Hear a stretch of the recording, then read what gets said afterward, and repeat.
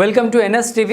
నేను రాజీవ్. ముందుగా హెడ్లైన్స్ చూద్దాం. విద్యార్థులు భావి శాస్త్రవేత్తలుగా ఎదగడానికి సాంకేతిక ప్రదర్శన అవగాహన ఉపయోగపడుతుందని ఎమ్మెల్యే పాయల్ శంకర్ అన్నారు.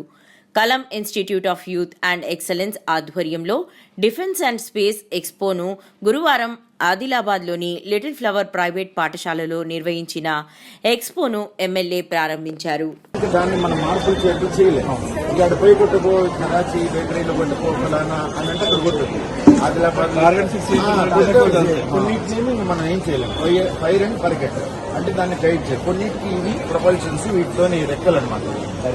డైరెక్షన్ మాస్ అంటే రివర్ మాస్కో రివర్ రెండు నదులను బ్రహ్మోస్ అని పెట్టారు. బ్రహ్మాస్త్ర అనమాట. ఇప్పుడు సినిమాలలో మనం చూసింటాం బ్రహ్మ ఇట్లాంటి కథ బ్రహ్మనే ప్రసాదిస్తారు. బ్రహ్మోస్ సౌండ్ కంటే ఎక్కువ స్పీడ్ లేదు.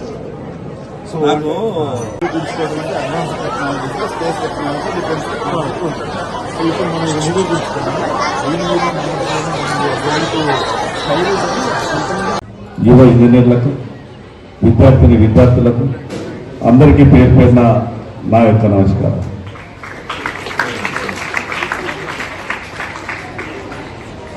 డెబ్బై 5 సంవత్సరాల స్వతంత్ర భారతంలో ఈ దేశం ఇంత గొప్పగా అభివృద్ధి చెందిందంటే ఒకానొక సమయంలో ఈ భారతదేశం ప్రజలు స్వాతంత్రం తీసుకుని ఏం సాధిస్తారు, ప్రపంచంతో ఎక్కడ పోటీ పడగలుగుతారు, వీళ్లకు విద్య లేదు విజ్ఞానం లేదు అనే ఒక రకమైనటువంటి అవహేళన చేసినటువంటి ఆ సందర్భంలో ఆ సందర్భాన్ని ఒక్కసారి గుర్తు చేసుకొని ఈరోజు భారతదేశం ఎక్కడున్నదో అనే విషయాన్ని మనం గుర్తు చేసుకుంటే ప్రతి ఒక్క భారతీయుడు కూడా ఒక సంతోషకరమైనటువంటి వాతావరణంలో జీవించేటటువంటి పరిస్థితి. దేశం అభివృద్ధి చెందాలంటే కేవలం ప్రభుత్వాల బాధ్యత అని, ప్రభుత్వాల ఆలోచనతోనే దేశం అభివృద్ధి చెందుతుందని,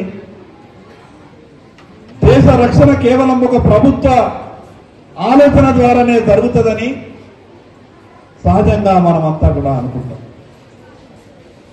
కానీ కోట్ల మంది ఉన్నటువంటి ఈ భారతదేశంలో ఎవరి ఆలోచనల వల్ల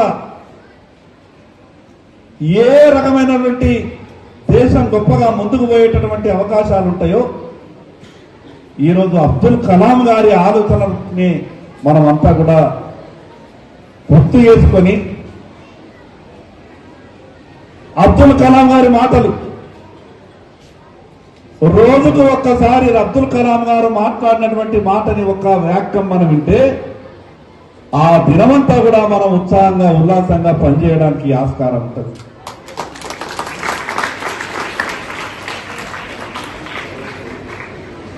సహజంగా మనిషి మెదడులో ఆలోచనలు రావాలనుకున్నప్పుడు ఒక విషయాన్ని చూసినప్పుడే ఇంకొక విషయం అనేది గుర్తుకొస్తుంది. ఒక పరికరాన్ని మనం చూసినప్పుడు ఆ పరికరం ఏ రకంగా పనిచేస్తున్నదని నీకు అనిపించినప్పుడు ఆ విషయాన్ని ముందు స్పష్టంగా ఈ చిన్న వయసులో చెప్పగలిగినప్పుడు అది నీకు ఒక ప్రేరణగా మారి ఈ రకంగా తయారు చేస్తే ఇంకెంత గొప్పగా పనిచేస్తుందో అన్న ఆలోచన కలగడానికి ఇటువంటి కార్యక్రమాల ద్వారానే అవకాశం ఉంటుంది.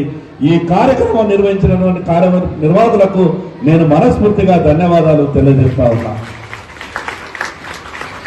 పుట్టుకతోనే అందరికీ అన్ని ఆలోచనలు రావు.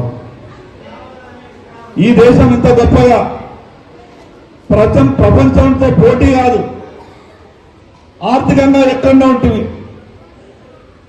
రక్షణ విషయంలో ఎంతో దూరంలో ఉంటుంది. కానీ ఈరోజు ఆర్థికంగా 5వ స్థానంలో ఉన్నాం. రేపు ఎల్లుండో 3వ స్థానానికి చేరువైతాం. ఇంకొక 5 నుంచి 10 సంవత్సరాల లోపు ప్రపంచంలోనే నంబర్ 1 ప్రపంచానికే నాయకత్వం వహించే స్టేటస్ భారతదేశానికి రాబోతాం.